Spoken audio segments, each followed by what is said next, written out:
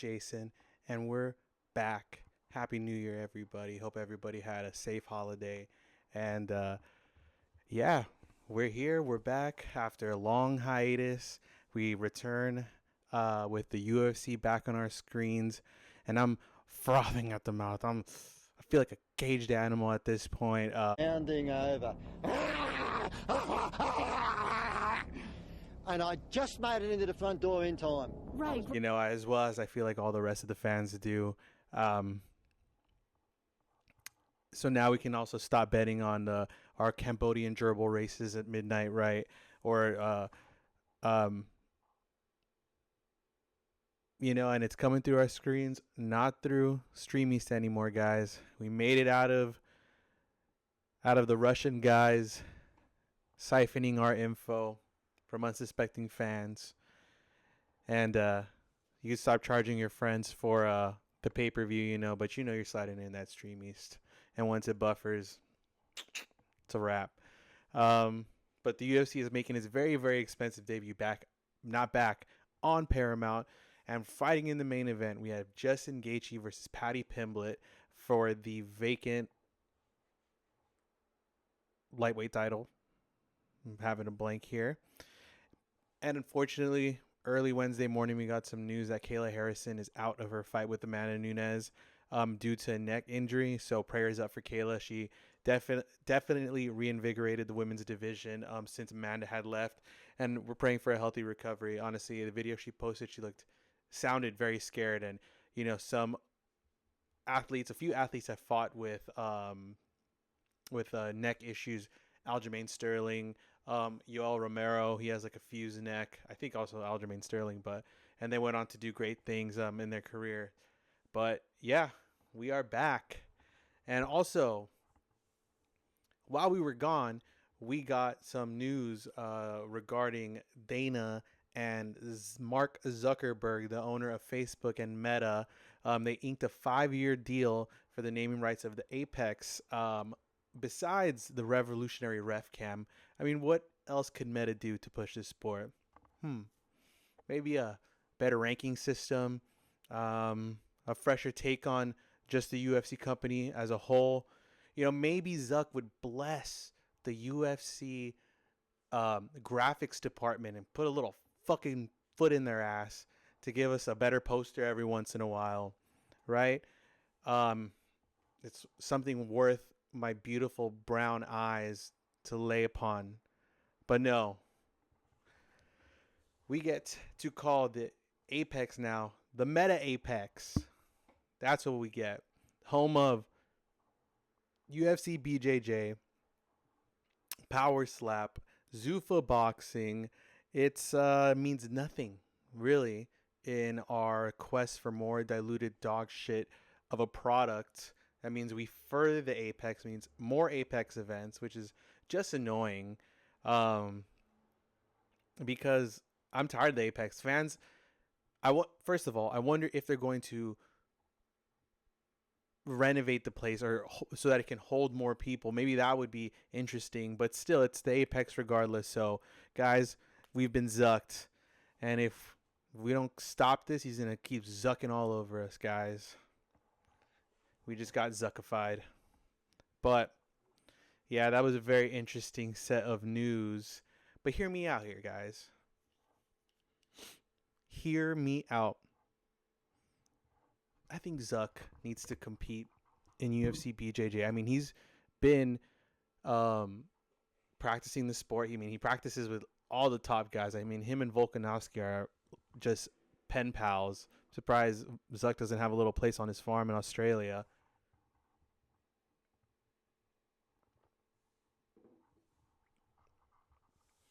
But, you know, Zuck becoming cool Zuck had to take the sport of Brazilian Jiu-Jitsu with him. So what I'm saying, guys, is that we put a bounty on Zuck's limbs.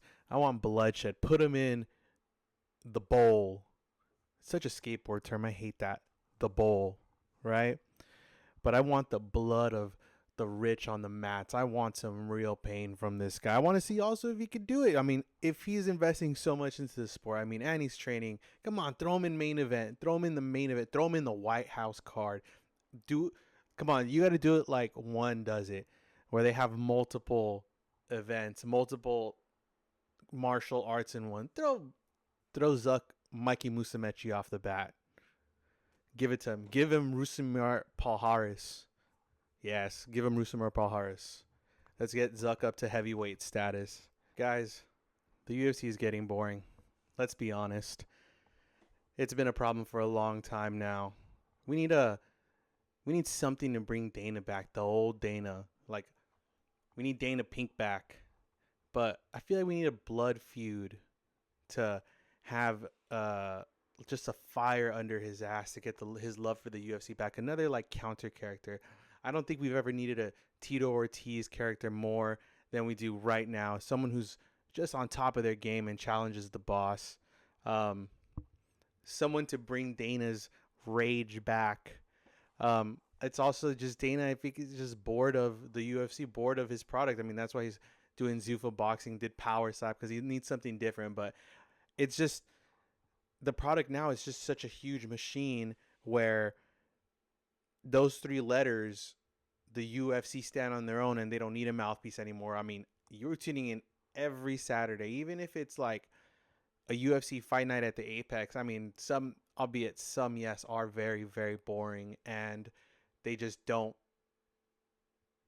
They're just not appetizing enough. There's not a name on the card, right? Which brings the question again: does the UFC have a star problem? I mean, you're making stars every time, but if you're not getting out there and getting it to the fans, and people are already bored of the Apex, like, what are we doing here, man? You got to get out of there. You got to do something a little different, right? And or we just need another rival organization to get up there. And I'm looking at PFL obviously, but I feel like PFL also is just not making the right decisions when it comes to how they market their fighters, how they market their product, and especially just how little waves they make unless they're out in Europe. And everything else, like we got Bare Knuckle Fighting Championships, which is on tonight. Julian Lane versus some other guy for the welterweight championship. You got Bare Knuckle Boxing, Dirty Boxing, Platinum Mike Perry's organization, Karate Combat, and all that has its own lane, and exciting and its own pure violence with the bare knuckle stuff. The Dirty Boxing and the Karate Combat have the different look, the environment. I mean, if you guys have never seen Karate Combat, they do a lot with their production of looking like you're fighting in like a jungle or something, or some futuristic spaceship. I think they even had like an outdoor one in Mexico, but they were on the beach, so you had the sand in the background. I mean, the look was so cool. And then you have something like Dirty Boxing, which is more modified rules, but also the look is a little different. The ring is a lot different. It looks pretty cool. The belt is different. If you guys have never seen the Dirty Boxing belt, it's like a giant, like, square, which is pretty cool. I mean, it's these are these things that make combat sports so fun when you give it a chance to breathe and be original, right? For me right now, what I'm on, and I think I've been saying this since I first started this channel, when you want to go look at something different, look at one. If you want something that's about striking and mixing everything together, watch one Friday Night Fights. If you're an early morning riser, it's on early in the morning because in Asia, in Lumpini Stadium in Thailand, it's nighttime over there. So it's on super early. Like it says Friday nights, but Friday mornings for anybody on the West Coast. And yeah, you have your kickboxing, your jiu-jitsu, your grappling, your Muay Thai, your MMA, all in one event, right? And it's pretty cool.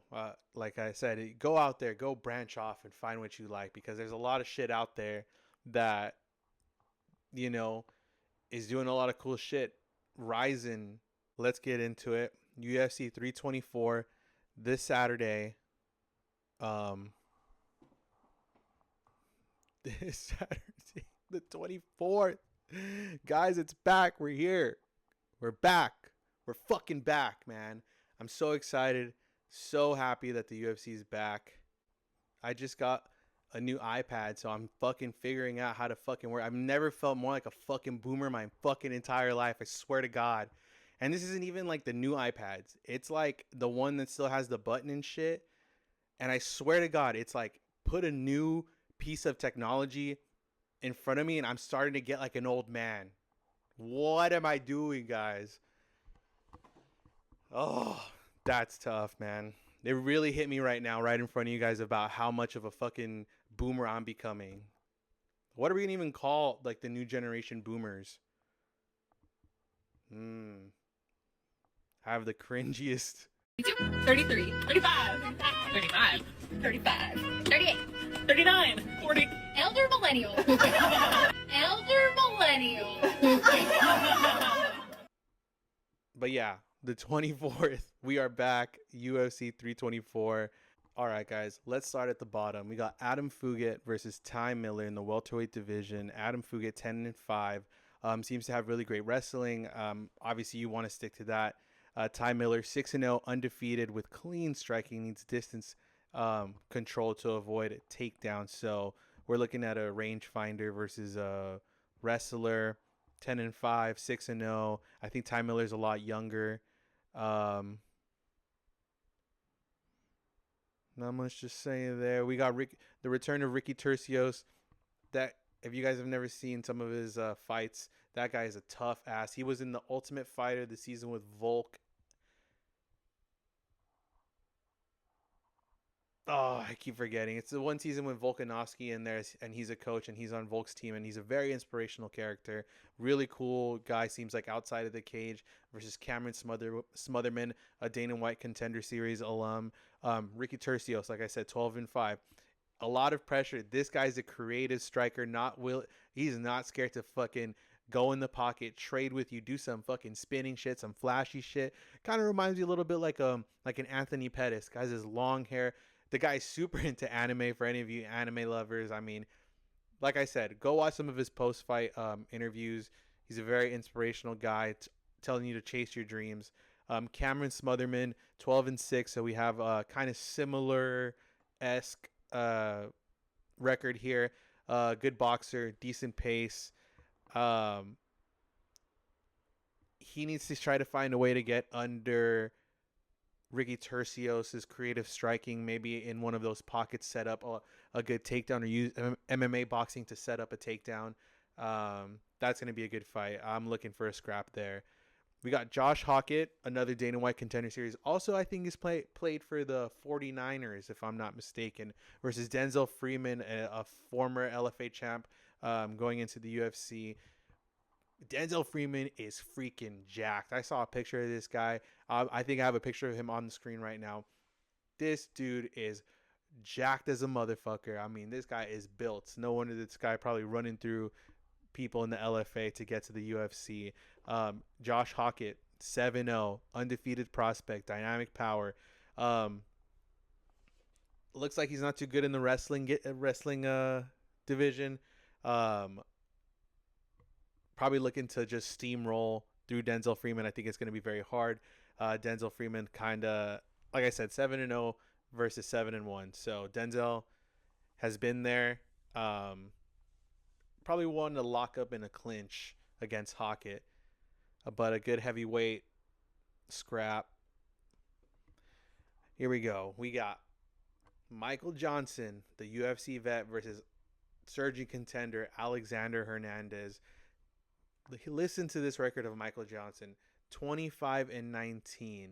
Dude, this guy's had some fucking crazy fights. Has fought Justin Gaethje, took him to the end, made him look like a zombie, but in the end, Justin Gaethje was able to overpower and, unfortunately for Michael Johnson, win that fight.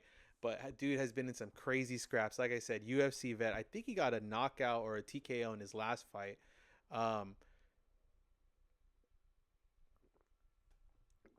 He does have a cardio problem, and as you get older, these things don't seem to get better. So probably looking to get him out either really early or conserve that energy, because Alexander Hernandez is just he's kind of an all-around really good striker, really clean, really good in the pocket, outside of the pocket.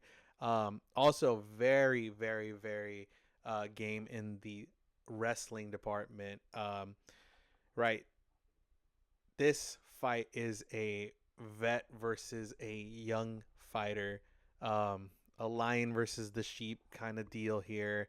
Not saying that Michael Johnson doesn't have a chance, because he does have some power, and we've seen Alexander Hernandez get dropped and get really hurt. But if Michael Johnson could find the button, hey, it could be a wrap. Michael Johnson also has really good jiu-jitsu. We have Alex Perez versus Charles Johnson. 25-10, good flyweight, has good versatility between his fighting. Sorry, guys. Has good versatility between his fighting finishes, between KOs, subs. We got Charles Energy Johnson, 18-7, the man with the skullet, looking to win this by a KO. He's got a strong momentum. He's got to not overcommit early and risk Perez's grappling. I feel like his fight is just going to stay standing. No takedowns. We got a good light heavyweight scrap in Nikita Krylov versus Modestas Bukauskas. Dude, Nikita Krylov has been in the UFC for a long time. 30-11 veteran, has great submission skills. Probably want to look at avoiding the kicks of Modestas Bukauskas. Fuck, it's hard to say his name. Bukauskas, 19-6 with some good knockout power. Probably doesn't want to get in the clinch. Nikita Krylov, super long dude, really good at using his range. Should be a slug fest. Then we have Atiba Gauthier. This guy on the screen right now is so jacked. I mean, he has muscles on his muscles. And versus Andre Puliev in middleweight, 185 pounds. That is crazy. 9-1, has a great offense.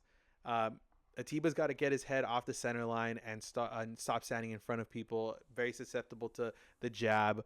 Andre Puliev is a 10-3 surgical precision striker. Probably wants to outpace Atiba and try to get rid of that gas tank. I would say maybe go for some teep kicks. Maybe hit him in the solar plexus. That is a bread and butter for learning how to taper somebody's gas tank or really just hurt them a lot. Okay, now we get to some really good stuff. 135 pounds. Probably whoever the winner of this fight gets the winner of the next fight at bantamweight up here. We get Umar Nurmagomedov, 19-1, top tier wrestler. Obviously, you hear that name Nurmagomedov, you think of Khabib Nurmagomedov, Abdulmanap Nurmagomedov. You hear of Dagestan. Put that in there. And I believe, if I'm not mistaken, let me look this up real quick. Obviously, fighting in the PFL before, this guy has seen the top of the top training with the Nurmagomedov family. Dude, I'm like Joe Rogan. I can't fucking say the name sometimes. Insert the Nurmagomedov. But I feel like Umar is really easy to get baited into not sticking to his game plan, which is obviously wrestling. I feel like a lot of times he's baited into wanting to show people that he can also strike and also stand there, but it's also led him to a lot of holes in his game and a lot of capitalization from somebody who can strike, like Davison Figueiredo Deuce de Guerra. I mean, you know the name Figgy, 25-5 with one no contest, former 2 division threat. Woo, with heavy submissions. I mean, this guy, when he gets on your neck, he is not letting go. He is squeezing till your fucking eyes pop out, and has insane power. I mean, he's a Brazilian jiu-jitsu black belt, for God's sakes. I mean, and he has just great scrambling techniques when it comes to the bottom of the cage, when he's on the ground, as I should say. If Nurmagomedov wants to win, stick to the wrestling. If Figgy wants to win, he's going to have to mix it up and give Umar a lot to think about when he takes a shot. So that should be a really fun fight. 135 pounds.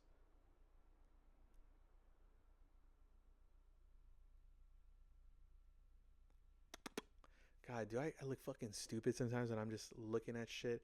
I got Odyssey, guys. I'm not in my fucking right spot right now. I feel a little off. Today's been a wacky day. Um, yeah, but let's get to it. Arnold Almighty Allen versus John Silva. Arnold Allen, I mean, he is a fucking crazy ass striker, willing to just willy nilly fucking throw everything but the kitchen sink over everything and the kitchen sink. What the hell am I talking about? Has good grappling defense. Has a button maybe. We saw Max may or may not have put him down at some point in the fight when they fought. And John Silva trying to come back after his loss to Diego Lopez. Absolutely brutal beatdown, which is pretty quick, but it all was bumps and bruises on his face.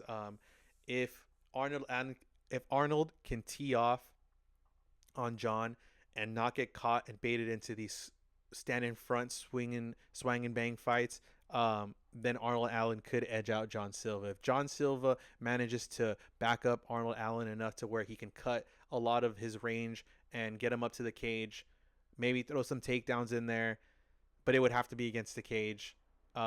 Maybe John Silva can edge this out. But also good to see Arnold Allen back in the cage. It's been a long time. Then we get Natalia Silva versus Rose. Thug Rose, Thug Rose, Thug Rose. Namajunas back at women's flyweight, 125 pounds. Natalia Silva undefeated right now. Clean, crisp boxing with sharp combos. She do what she's got to do. Is she's got to avoid all the long jabs from Rose. And we know Rose is really good at finding her jab, really good at finding the distance. I think about when she kicked Weili right in the face, split right through her guard. The little pocket that she had right in between here and her fist caught her perfectly on the button, knocked her ass out. Rose, we've seen her in there, tough veteran, smart counter striker, has the distance IQ of like a Dominic Cruz maybe. Has a distance IQ of a fucking B-2 bomber jet. But she hasn't been in the cage in a minute, and this is a pretty big fight with an undefeated contender. So this is definitely a good test for Natalia Silva, but a very big test for also Rose. Silva's pace is going to really be the thing that separates the two if Rose cannot find her distance. So should be an interesting matchup here for a veteran and a surging contender. Then we get the swing and bang fight of the night. Waldo, Salsa Boy, Cortez Acosta versus Derek the Black Beast Lewis. Salsa Boy has been having the year of his life last year after that his last fight having an eye poke and then almost having the fight be called to a stop and then knocking the dude out. Crazies. Obviously heavyweight, it's anything can happen. Derek Lewis, the KO king, Mr. His balls is hot himself, Mr. the King of Popeyes. The King of Popeyes? Yeah, I think so. But I mean, if you're watching a Derek Lewis fight, Derek Lewis has no game plan other than to try to take your fucking head off. So should be a good fight. But this is also one of those ones where if Derek isn't doing that cardio, if he isn't running the track, during this training camp, it could be tough because Waldo has a good gas tank. Obviously, these are big boys, but Waldo looks to be in pretty good shape, even though he has the big frame.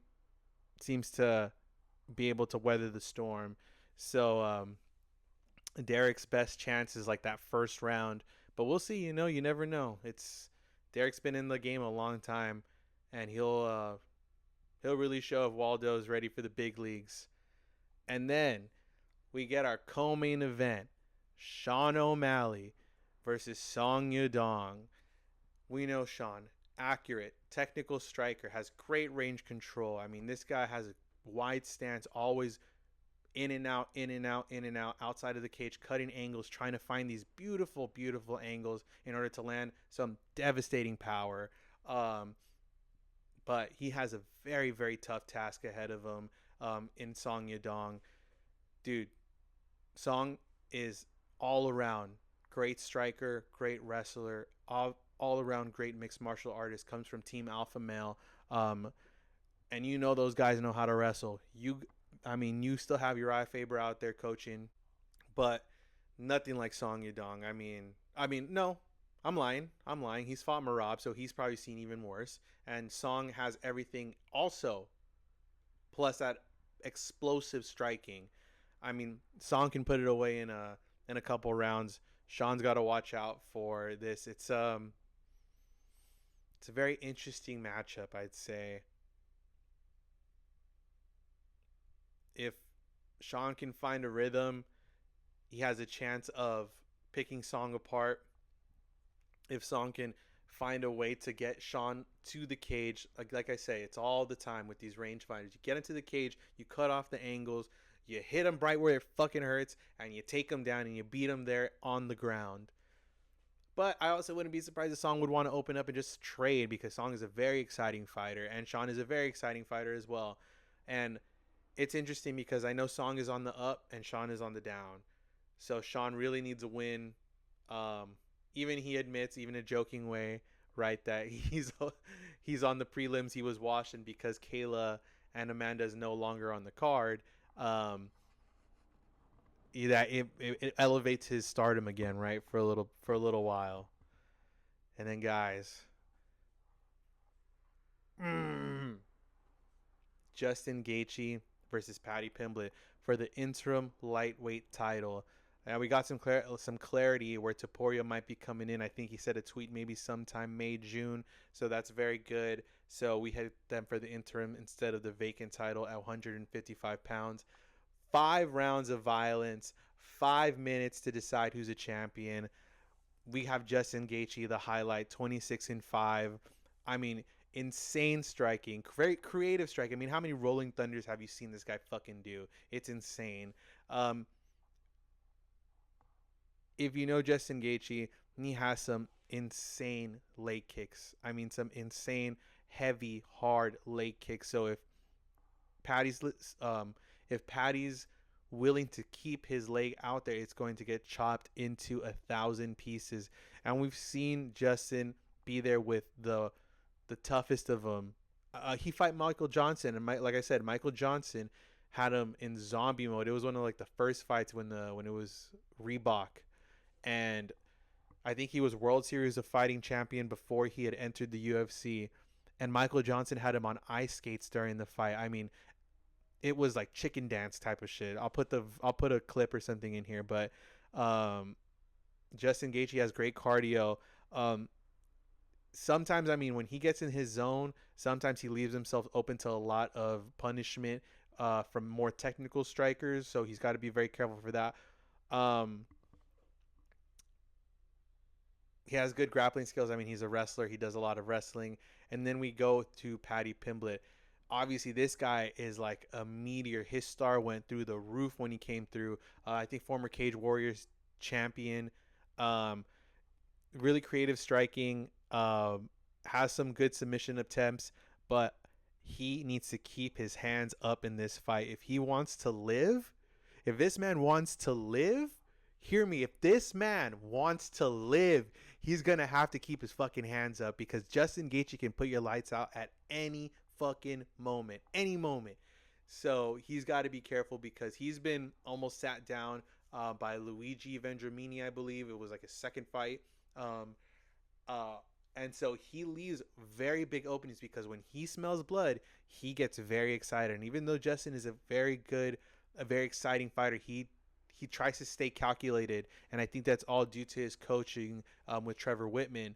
But I'm not gonna disrespect Paddy, because, like I said, he can throw some good submissions. We have seen Justin get flustered with submissions. He's been tapped out by Khabib. Obviously, that's top level stuff. But Paddy Pimblett does train a lot of jiu-jitsu, so I wouldn't also be surprised if this goes to the ground. Patty's range control is going to probably be the best thing to do in this fight. Not be baited into trying to knock Justin out. I know it sounds exciting, but if Patty wants to win, he has to try to avoid a firefight.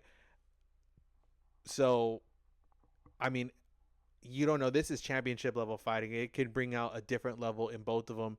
And so, for them to be obviously the interim title means guaranteed when Taporia comes back, they will fight for the undisputed title. So, guys, UFC 324, January 24th, we're back on Paramount, baby. We survived the rapture, guys. We fucking did it. We're here. Tell your friends, put it on the projector, pencil it in your fucking calendar. What bar are we going to, guys? We are fucking back.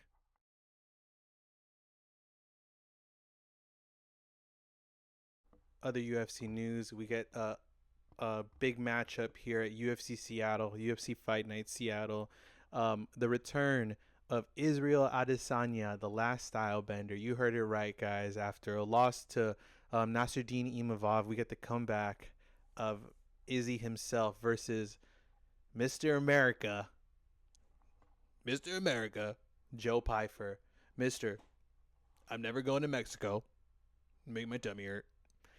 Mr. Joe Pyfer coming back to the octagon, which is an exciting matchup, right? This is a legend, a guy who held the sport up on his shoulders for a while, versus a guy who is very outspoken, a good fighter, super heavy on the punches. So it should be an interesting matchup to see. Obviously, I think Joe is has a tough task ahead of him, but I feel like if Israel can get over the hump of of losing to Nasruddin last year, could be an exciting matchup. Also on that card, Macy Barber versus Alexa Grasso, Marcin Tybura versus Walter Walker, Michael Chiesa, hometown hero, versus Carlston Harris, Nicole Cagliari versus Carol Foro, Casey O'Neill, Gabriel Fernandez, Mansour Abdul Malik, big dude, versus Yusri Belguri, Marcio Barbosa versus Kang Ji Hu. So that sounds like a good fight for Seattle fans. Also, John Jones, Alex Pereira. I mean, I want to see it. The whole world wants to see it. Will we get it? Who knows? But Alex Pereira is hinting at a John Jones fight, hinting that he wants him in a post that he made, I think today, with his family saying Jones on a tire and a sledgehammer. I mean, pretty cryptic stuff. This is some Zodiac killer type shit, and that's what I think Alex Pereira is on right now. He wants to make a bag. He wants to have John Jones' head on a fucking rim on top of a turtle, Breaking Bad style, going through the desert. So, I don't know. This White House card, it seems it's just such a weird event that I'm like, I don't know what to really think about how it's going to shape up and what the star power is going to be on the card. So it's pretty interesting about what's going to happen at this. Also, did you guys watch the Golden Globes? Because I've been seeing this thing pass around about the cringiest shit you could have done. Mackenzie Dern and Brian Ortega came out to be bodyguards, essentially.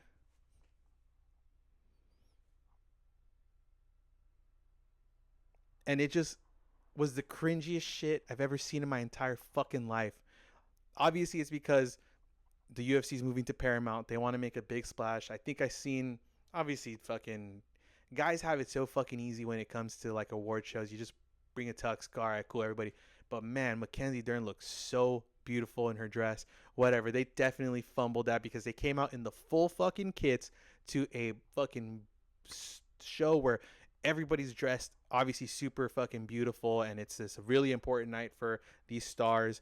And yeah, it was the craziest shit I've ever seen. I mean, it was on par with like when you should probably show up at a gym full Reebok gear out, first class, you think you're the hot shit, and you get your ass beat. Like, I feel like that was just the wrong shit. There is so, that's what makes me think that just the UFC, Dana does not care about how to market this machine anymore. It is just, that was just the wrong shit to do. Like, that almost made, that probably was just like a joke.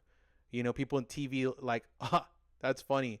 It doesn't even matter what the fucking movie was in the beginning or what they're fucking presenting after. It's just like, dude, Mackenzie, fine. Fucking Brian Ortega, very handsome. Like, you could have done anything and just showed maybe a different side of the fighter, but no, you decided to fucking go the horseshit way and do, like, it's even annoying to fucking talk about that, about how bad this company is advertising their fucking shit. It's horse shit. Fuck, I'm pissing myself off. Anyways, guys, I hope everybody had, like I said in the beginning of the video, I hope everybody had a good and happy new year. I'm hoping to do these videos a lot more. Back in the Paramount, I'm trying to do a little bit different style. Obviously, I'm trying to learn how to edit, animate stuff. I want to put more emphasis on doing shit and doing a good job at it and learning more. So yeah, I hope you guys enjoyed the video. Like it, leave a comment. I'll see you guys after to discuss what's next after UFC 324. And guys, look at, I got an iPad. So I feel like I'm able to do a little bit more and kind of get more creative, take this with me to work. I want to try animating cool stuff and trying to keep this thing fresh. So yeah, you guys have a good rest of your week. This is Jay with Scraps and Taps. You guys take it easy.